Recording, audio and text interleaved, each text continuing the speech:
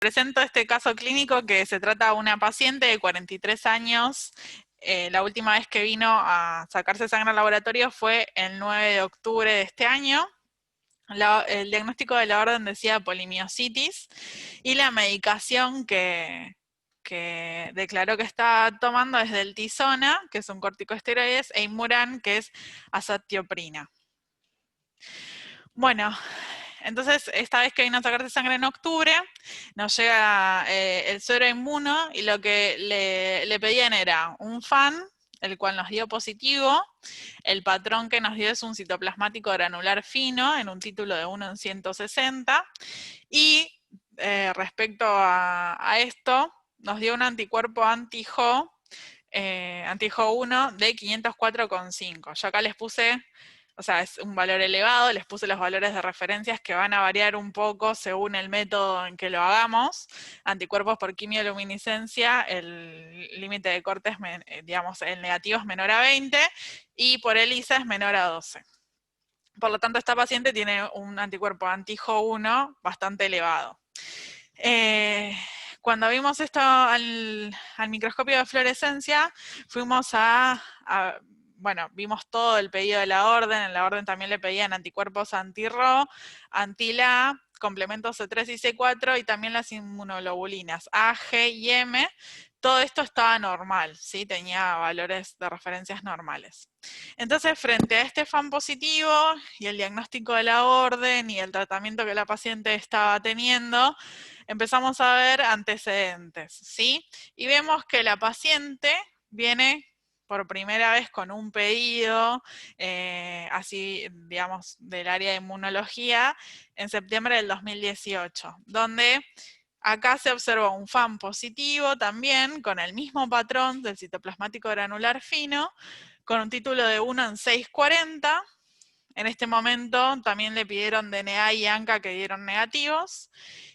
Fíjense que el anticuerpo Jo1 acá tiene un valor de 1148 y el resto de los anticuerpos que les pidió, la Ro, bueno, Esclero 70, dieron negativos. También en ese momento, nosotros por cómo evaluamos a toda la paciente, sospechamos de que ya el médico acá sospecha de algo autoinmune y quiere empezar a descartar cosas, entonces incluso le piden anticuerpos antitransglutaminasas que, bueno, les dan negativos. Pero fíjense que la TPO le da positivo, o sea, le da un valor de 70 cuando el corte creo que es 35. Así que bueno, algo autoinmune claramente la paciente estaba presentando. Después vino al mes siguiente y acá empezó a aparecer un FAN negativo, DNA negativo, un ANCA positivo, pero con un HOM muy elevado.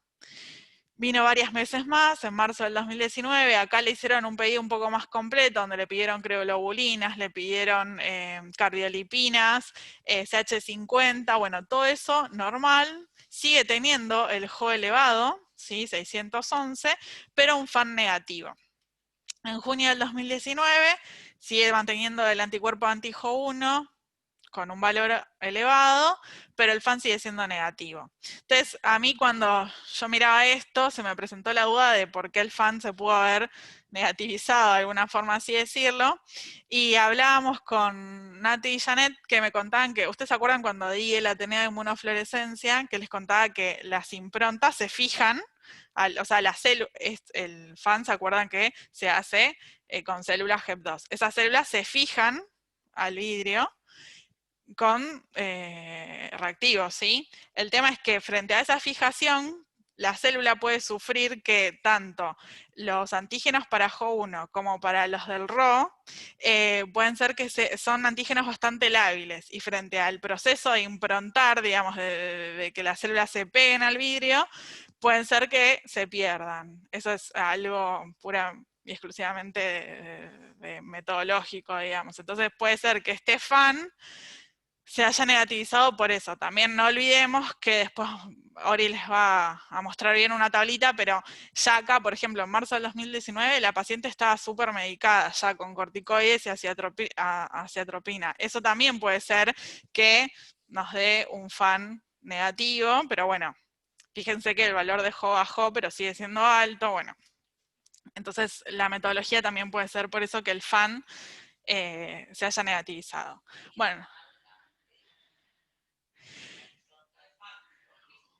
Bueno, claro, ya les comento a los chicos que están del otro lado, porque cuando acá hacen comentarios no se escucha.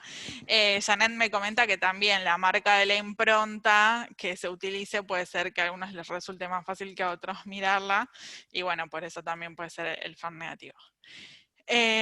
Bueno, tiene más antecedentes con FAN negativos, pero el HO siempre ha aumentado, ¿sí? Y bueno, hasta que llegamos a octubre del 2020, donde se vuelve a ver el FAN positivo con este tipo de patrón. Y acá se los presento, el patrón citoplasmático granular fino.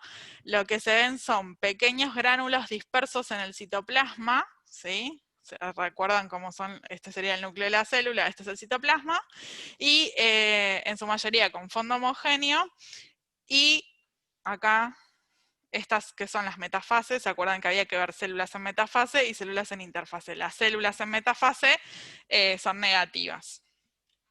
Bueno, como ya sabemos, esto es un screening, entonces los patrones no están asociados a un solo anticuerpo, sino que pueden estar asociados a un montón de anticuerpos. Por lo tanto, este patrón se puede asociar a diversas enfermedades. Necesitamos hacer anticuerpos específicos para poder diagnosticar la patología. Pero este patrón particularmente, el ANA pattern, lo que sugiere es que está asociado a síndrome de antisintetasa, polimiositis o dermatomiositis, esclerodermias limitadas, o puede ser en pacientes con derrames pleurales idiopáticos, ¿sí? Después vamos a ver más adelante cómo lo asociamos a esta paciente. Bueno, acá les traje un par de fotos más para que vean ese granulado en el citoplasma. No, estas las tuve que sacar del ANA pattern porque cuando uno lo trata de micrometrar en el microscopio, es muy difícil la foto que salga ese granulado en el citoplasma. Claro, pero más allá de eso, o sea, no, es o sea, lo haces con el juego del microscopio, del micro. Claro. No, acá se veía súper bien, pero a la hora de sacar la foto, no. Y acá tenemos las metafases negativas, ¿sí? Ahí se ve un poco más. Bueno, y ahora los dejo con Ori, que les va a explicar la parte química de esta paciente.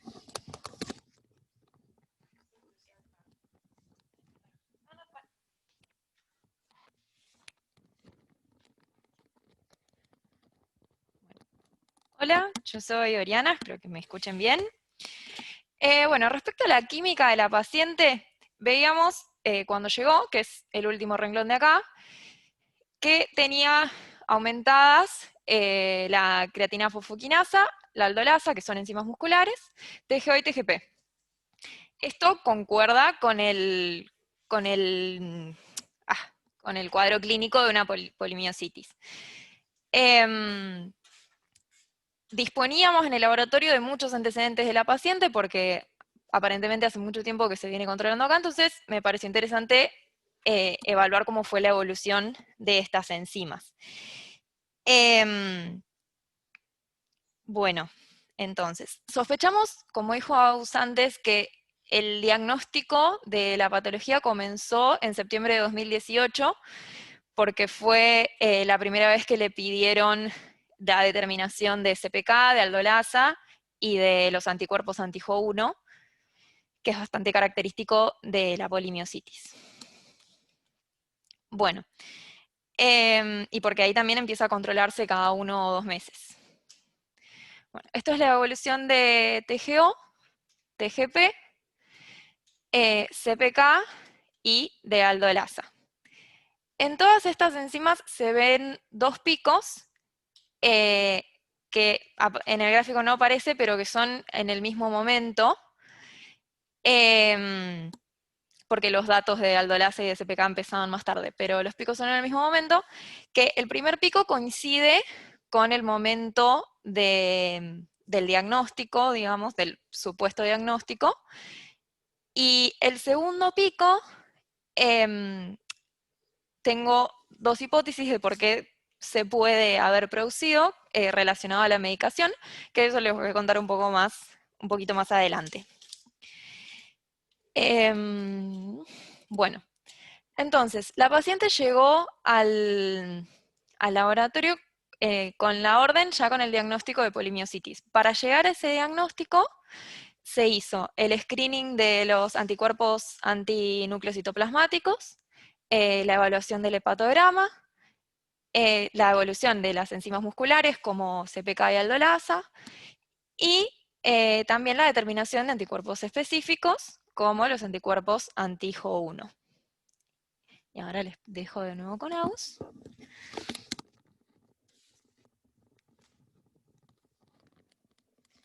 Bueno, ahora los vamos a introducir un poco en las miopatías, como para que entiendan, digamos, las características de la polimiositis. Esta es una clasificación en donde aparecen las miopatías inflamatorias idiopáticas, que dentro de ellas está la polimiositis, dermatomiositis, miopatías necrosantes autoinmunitarias y miositis por cuerpos de inclusión. Son las principales, digamos. Después hay otras formas de miopatías inflamatorias con otros orígenes. También tenemos miopatías causadas por infecciones, por tanto virus, bacterias, parásitos y hongos.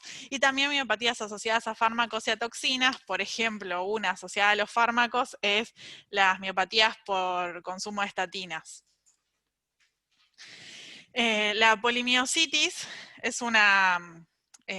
bueno, acá les traje como... No es para que leamos la diapo, pero para que quede escrito, les quise resaltar como algunas cosas de las 4 principales, ¿sí? Por ejemplo, la polimiositis ahora lo vamos a ampliar, así que lo dejo ahí como intermitente, pero comentarles que la dermatomiositis es muy similar a la polimiositis, pero lo principal son los signos cutáneos específicos que tienen los pacientes. De hecho es una patología que quizá el primero en detectarla es el dermatólogo, porque los pacientes van a consultar a un dermatólogo por los signos que tienen, y obviamente que los anticuerpos asociados a esta patología van a ser distintos a la polimiositis, porque en este caso el anticuerpo Mi2 es el que va a estar más relacionado. Después hay otros anticuerpos que, bueno, no nos vamos a meter con la dermatomiositis hoy, pero bueno, para que lo sepan.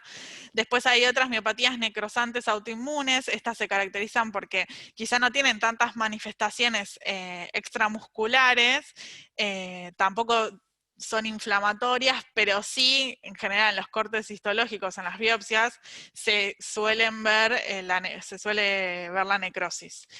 Por ejemplo, un caso de estos se asocia a los anticuerpos antipartícula de reconocimiento de señal que causan este tipo de patologías. Al igual que, por ejemplo, la de las estatinas también genera necrosis que está relacionada con este HMGCR. Y después tenemos las miositis por cuerpos de inclusión, que lo que se ven, o sea, en general se suelen ver en personas mayores a los 50 años, y están relacionadas con signos de degeneración muscular, y lo que tienen es que no responden al tratamiento clásico, que después lo vamos a ver más adelante. Entonces, volviendo a la polimiositis, es una enfermedad de baja frecuencia, por eso se la considera una enfermedad de tipo rara. Tiene una incidencia anual media de 2,1 a 7,7 casos nuevos por millón de habitantes por año. Tiene una máxima incidencia en adultos, aproximadamente entre los 30 y 60 años. Es 2 veces más frecuente en mujeres que en hombres y es más común en afroamericanos que en caucásicos. Bueno, es una enfermedad, como les dije, inflamatoria, sistémica crónica.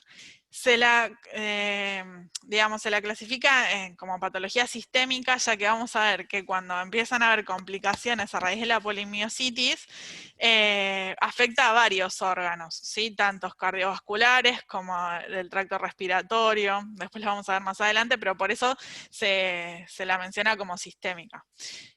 Y bueno, causa debilidad muscular y afecta a ambos lados del cuerpo de forma simétrica, ¿sí? Esto es un detalle que tenemos que tener en cuenta, que la afectación muscular es simétrica. Bueno, en cuanto, digamos, a la...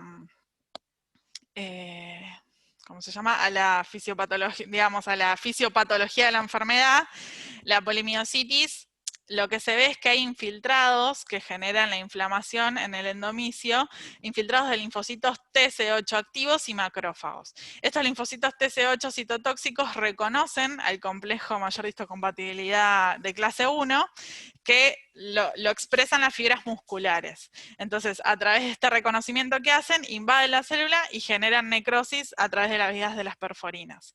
Eso sería un poco la base de la patología, desde el punto de vista inmunológico. Es importante hacer el diagnóstico diferencial, o sea, en realidad la polimiositis se diagnostica un poco por descarte al estudiar otras miopatías, ¿sí? Después vamos a ver dentro de los criterios clínicos que en base a ciertos criterios uno descarta si es una dermatomiositis o polimiositis.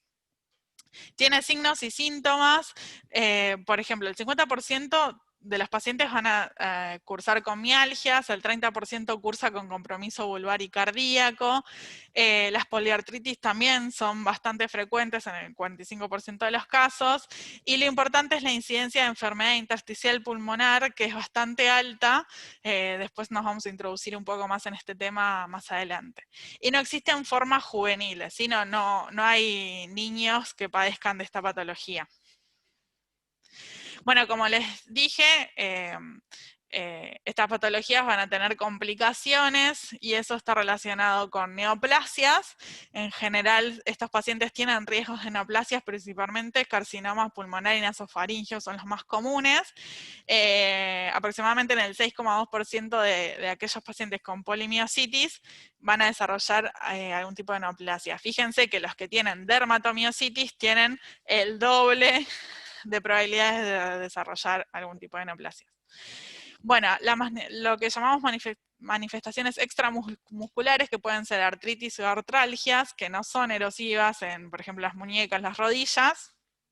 Y la frecuencia, y tienen una debilidad muscular, en este caso asimétrica. O sea, ya cuando yo les había comentado que el diagnóstico, lo que se observa es que la polimiositis tiene debilidad muscular simétrica, pero ya cuando vemos, acá les trajo unas fotos como asimetría, es porque la enfermedad está avanzando y ya es un rasgo de complicación.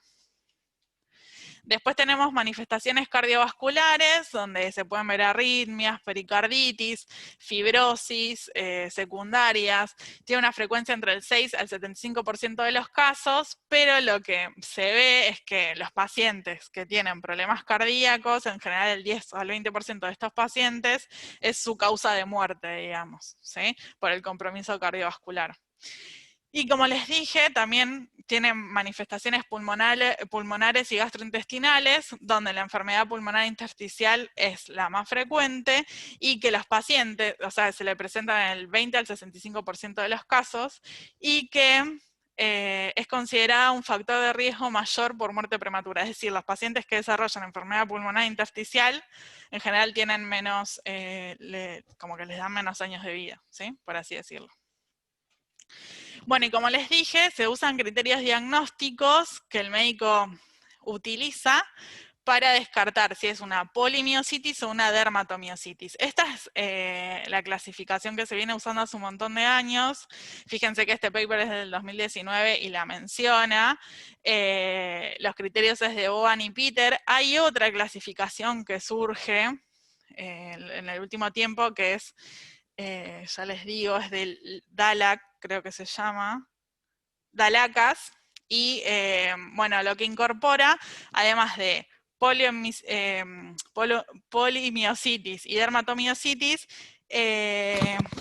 ellos agregan una dermatomiositis amiopática, que le dicen. Pero bueno, esos son unos criterios diagnósticos que no son tan utilizados, una clasificación no muy utilizada, pero sepan que existe. Y los criterios son 5. Lo que yo les quería mostrar es que, fíjense, por ejemplo, si para confirmar que es una polimiositis definitiva, tienen que cumplirse los 4 primeros criterios, que el primero es debilidad muscular proximal simétrica, elevación de los niveles de enzimas de músculo esquelético, resultados anormales, esto es como el electrocardiograma, pero del músculo sería electromiocardiograma. Sí, no, pero es miografía. anormalidades en la biopsia muscular, y fíjense que para evaluar dermatomiositis, sí o sí todos tienen que cumplir el quinto, que es erupción típica de la dermatomiositis en la piel. Más sumados algunos de los criterios del 1 al 4. Y ahí se diagnostica si es definitiva, probable o posible, según estos criterios. Y bueno, me pareció interesante traerles los criterios porque fíjense que el criterio 2 nos compete a nosotros, que es el tema de la elevación de las enzimas en el músculo esquelético, y bueno, es lo que les va a pasar a contar Ori ahora.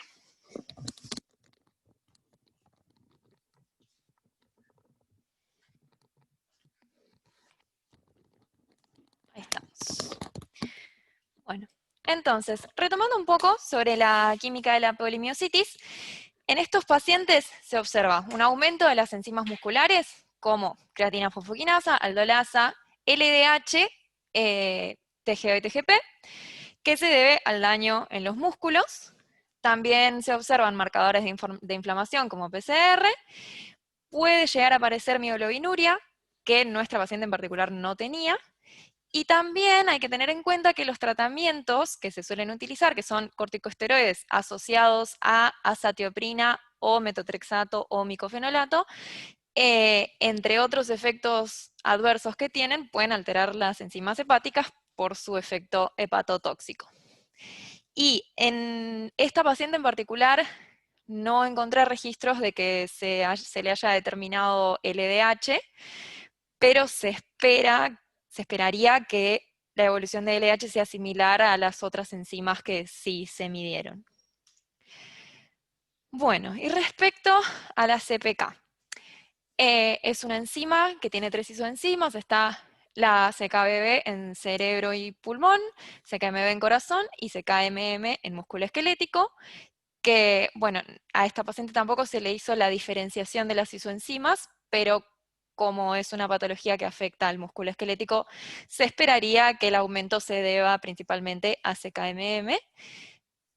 Cataliza la transferencia del fosfato de la fosfocreatina a la ADP para formar ATP y tener energía rápido, digamos.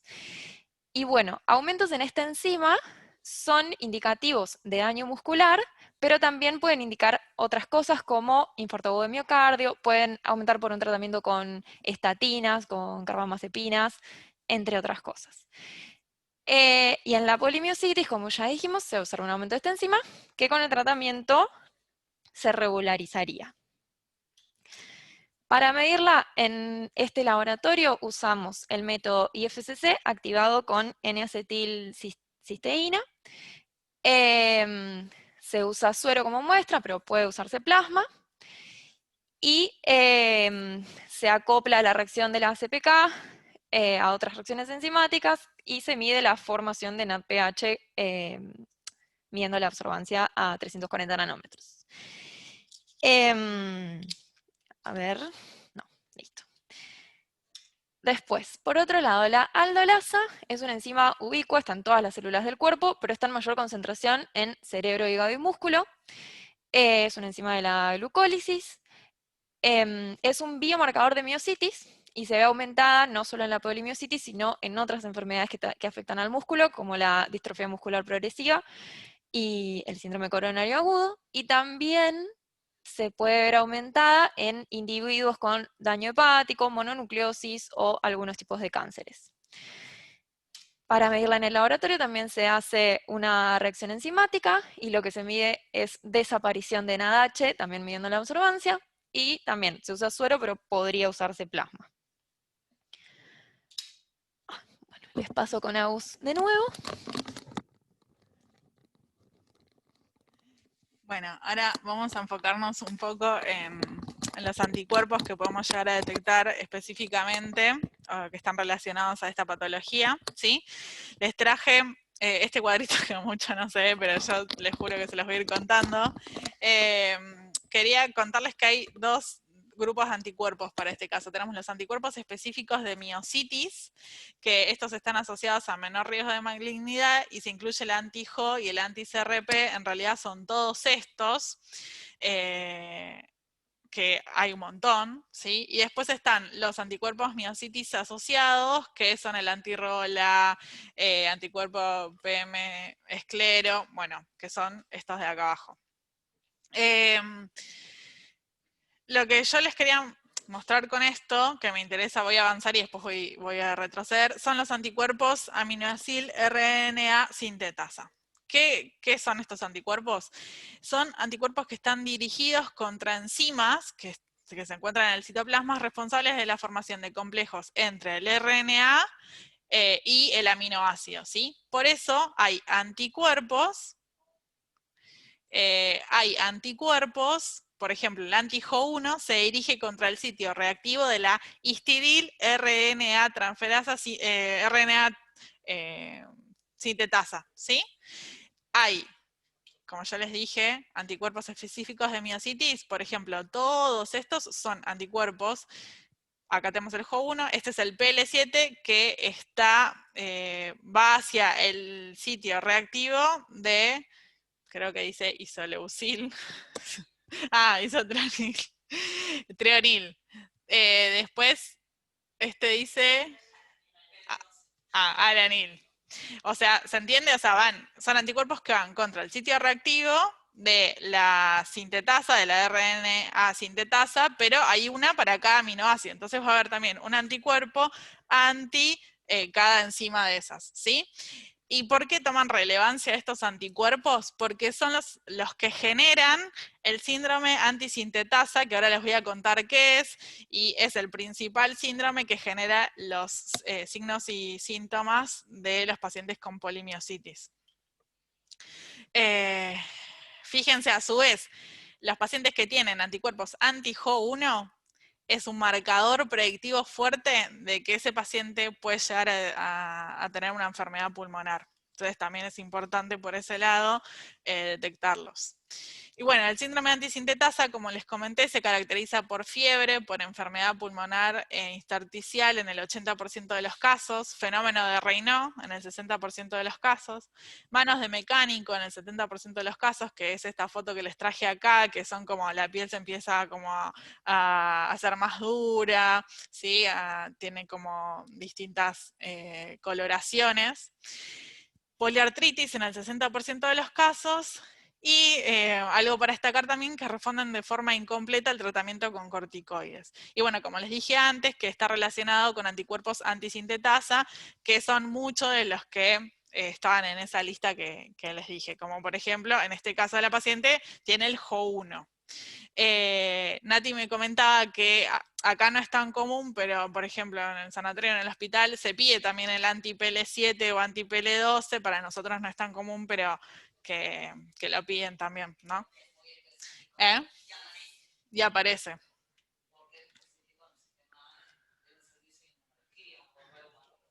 Claro.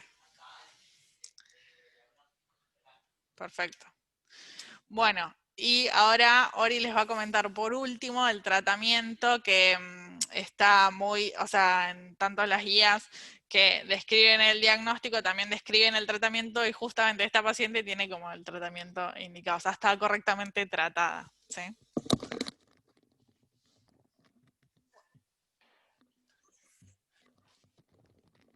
Bueno, entonces, la polimiositis es una patología que no tiene cura, pero el tratamiento puede mejorar la fuerza y la función muscular.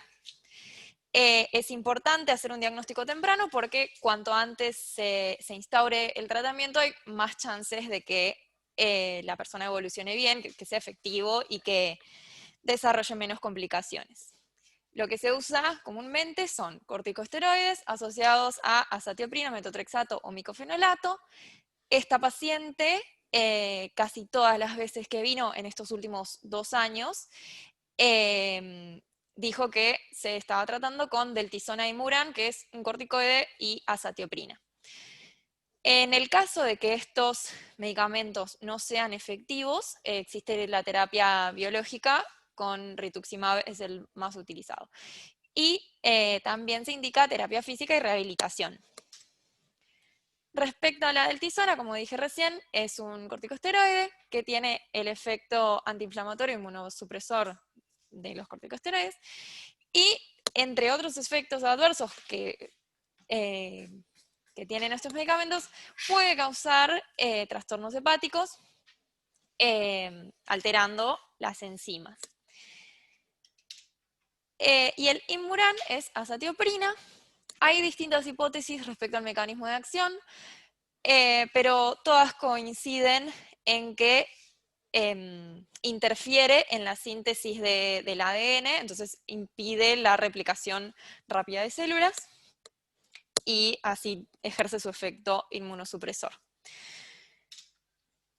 El efecto terapéutico de este medicamento puede manifestarse recién después de varias semanas o meses de tratamiento, y lo importante es que se asocia a los corticosteroides para poder disminuir la dosis de los mismos y así reducir también la toxicidad asociada. Este medicamento en particular puede causar supresión de la médula ósea, que se resuelve si se retira el tratamiento a tiempo, y también, entre otros efectos adversos, es hepatotóxico, y en el caso de que la paciente presente ictericia, se debe suspender el tratamiento.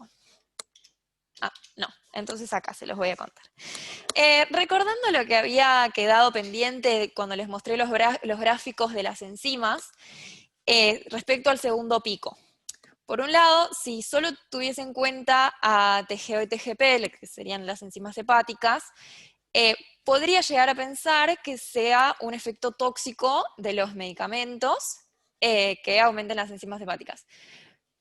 Pero la hipótesis que a mí me parece que concuerda mejor es que de esta medicación se hace un ajuste fino de la dosis, porque justamente como tienen tantos efectos adversos, se intenta dar la dosis más baja posible. Y para poder determinar cuál es esa dosis, se tiene que monitorear, por eso la paciente también viene a controlarse cada 1 o 2 meses.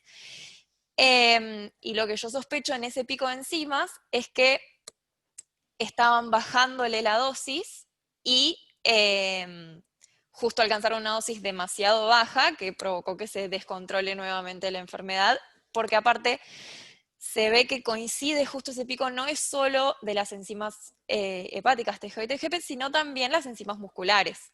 Entonces, y eso apoya también que sea una manifestación de la enfermedad y no de la toxicidad de los medicamentos. Bueno, creo que eso sería todo. No sé si querés agregar algo más, Aus. Bueno, muchas gracias.